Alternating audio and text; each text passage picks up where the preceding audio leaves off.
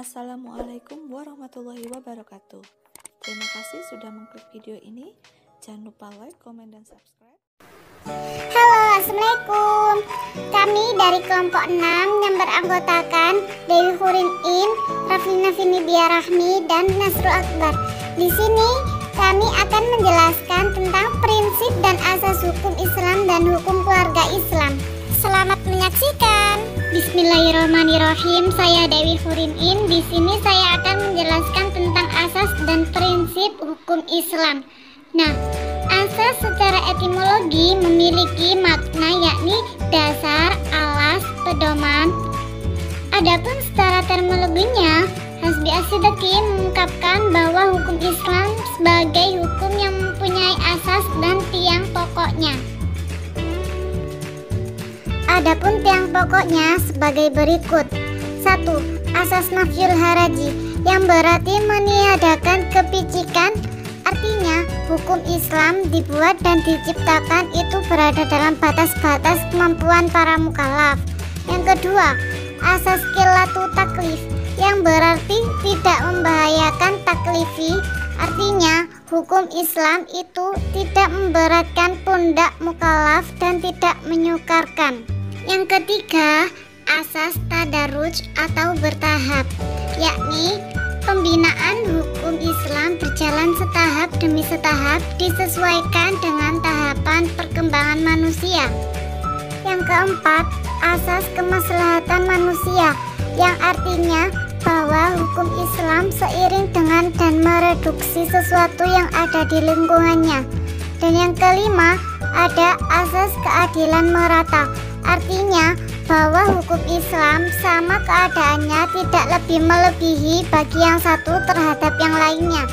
Yang keenam, ada asas menetapkan hukum berdasarkan urf, yang berkembang dalam masyarakat. Hukum Islam dalam penerapannya senantiasa memperhatikan adat atau kebiasaan suatu masyarakat. Dan yang ketujuh, ada asas syara menjadi zatiyah Islam, yang artinya bahwa hukum yang diturunkan secara mujmal memberikan lapangan yang luas kepada para filosof untuk berijtihad dan guna memberikan bahan penyelidikan dan pemikiran dengan bebas, dan supaya hukum Islam menjadi elastis sesuai dengan perkembangan peradaban manusia. Kemudian akan dijelaskan oleh Raflina Vini Rahmi. Di sini saya akan menjelaskan tentang prinsip-prinsip hukum Islam. Secara etimologi atau tata bahasa, prinsip adalah dasar permulaan aturan pokok. Menurut Juhaya S. Praja, memberikan pengertian prinsip sebagai berikut. Permulaan atau tempat pemberangkatan atau titik tolak atau al-mabda. Adapun secara terminologi, prinsip adalah kebenaran universal yang inheren di dalam hukum Islam dan menjadi titik tolak pembinaannya. Prinsip-prinsip hukum Islam menurut Juhaya S. Praja sebagai berikut. Yang pertama, prinsip tauhid. Tauhid adalah prinsip umum hukum Islam. Prinsip ini menyatakan bahwa semua manusia ada di bawah satu ketetapan yang sama, yaitu ketetapan tauhid yang dinyatakan dalam kalimat la ilaha illallah. Prinsip ini ditarik dari firman Allah Quran Surat Ali Imran ayat 6. Berdasarkan atas prinsip tauhid ini, maka pelaksanaan hukum Islam merupakan ibadah. Tauhid ini, maka lahirlah prinsip khusus yang merupakan kelanjutan dari prinsip tauhid ini. Umpamanya yang berlaku dalam fikih ibadah sebagai berikut. Yang pertama, prinsip pertama berhubungan langsung dengan Allah tanpa perantara. Artinya bahwa tak seorang pun manusia dapat menjadikan dirinya sebagai zat yang wajib disembah. Prinsip kedua, beban hukum atau taklif, ditujukan untuk memelihara akidah dan iman, penyucian jiwa atau tajqiyat al-nafs, dan pembentukan pribadi yang luhur. Artinya hamba Allah dibebani ibadah sebagai bentuk atau aktualisasi dari rasa syukur atas nikmat Allah. Berdasarkan prinsip tauhid ini melahirkan asas hukum ibadah, yaitu asas kemudahan meniadakan kesulitan. Dari asas hukum tersebut terumuskan kaidah-kaidah hukum ibadah sebagai berikut. Yang A, al-aslu fi al-ibadati tuqifu wal ittiba, yaitu pada pokoknya ibadah itu tidak wajib dilaksanakan dan pelaksanaan ibadah itu hanya mengikuti apa saja yang diperintahkan Allah dan Rasul-Nya.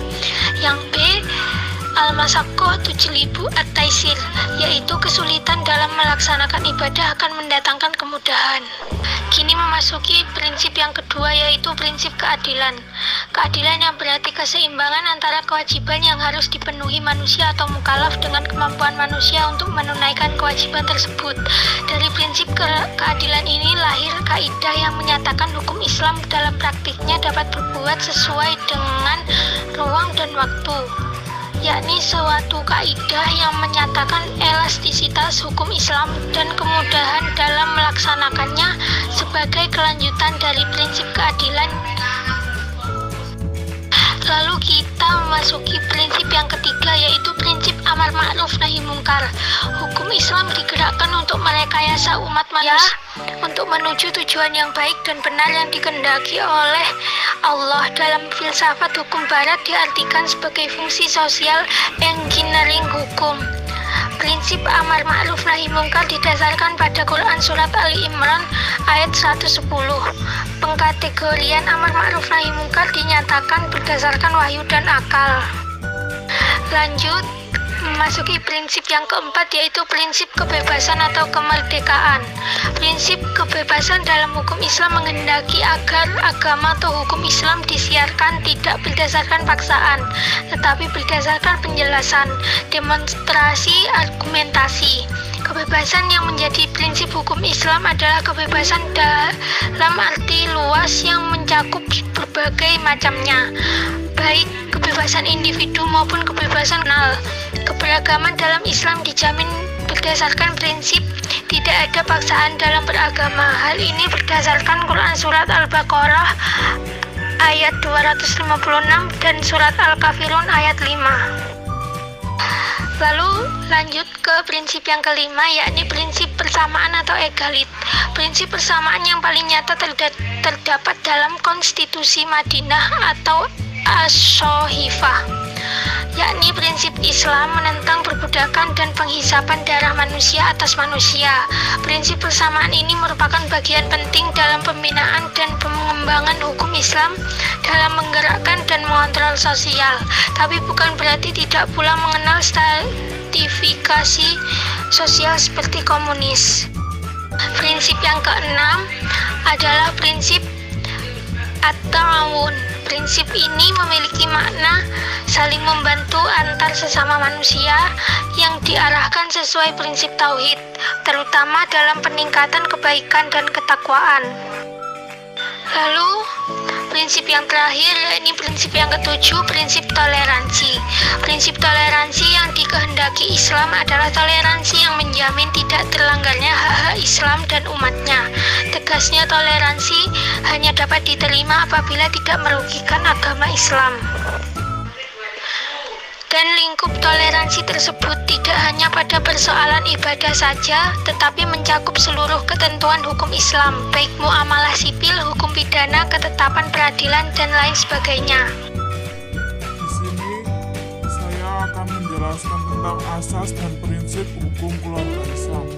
Asas perkawinan, apabila diteliti secara seksama dalam pandangan yuridis, Undang-Undang Perkawinan Nomor 1 Tahun 1974, tentunya terdapat asas yang fundamental dalam perkawinan, yaitu 1. Ada asas sukarela, yang kedua ada asas monogami, ketiga ada asas partisipasi keluarga dan kegiatan.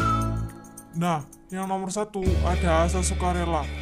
Asas sukarela itu dalam hal ini perkawinan bertujuan untuk membentuk keluarga yang tentram dan bahagia. Untuk itu semua dan istri perlu saling membantu dan saling melengkapi agar masing-masing dapat mengembangkan kepribadiannya dalam membantu dan mencapai kesejahteraannya. Yang kedua ada asas monogami. Dalam hal ini seorang pria hanya boleh mempunyai seorang istri dan seorang wanita hanya boleh mempunyai seorang suami.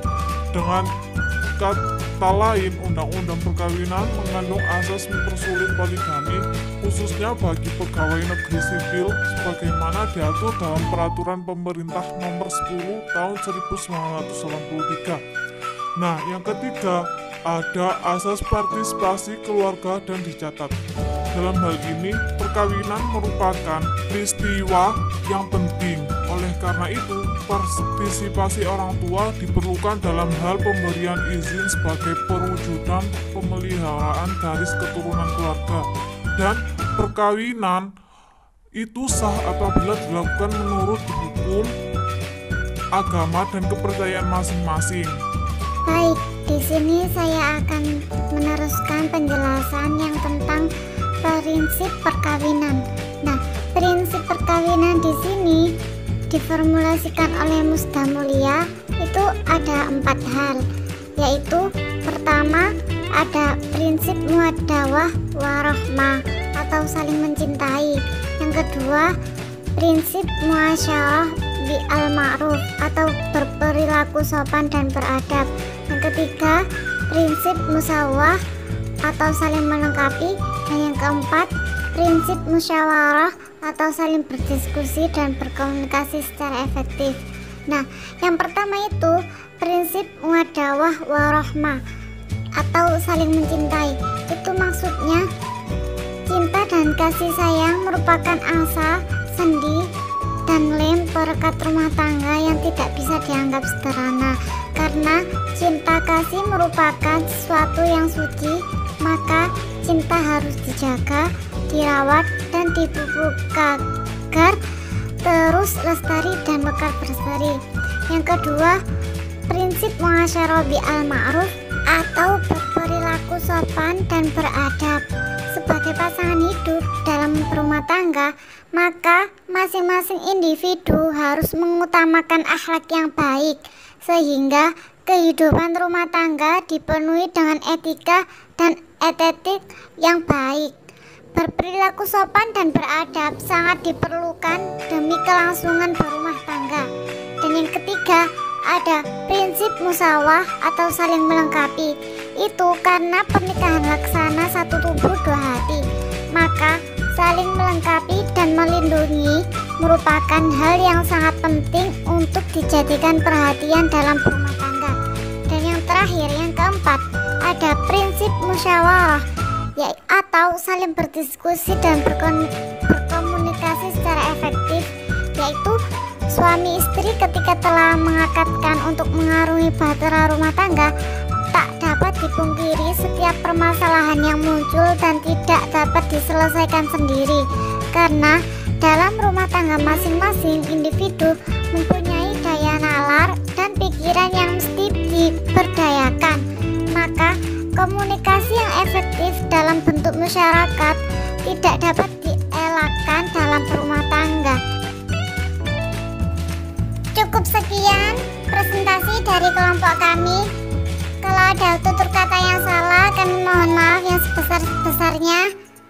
Assalamualaikum warahmatullahi wabarakatuh.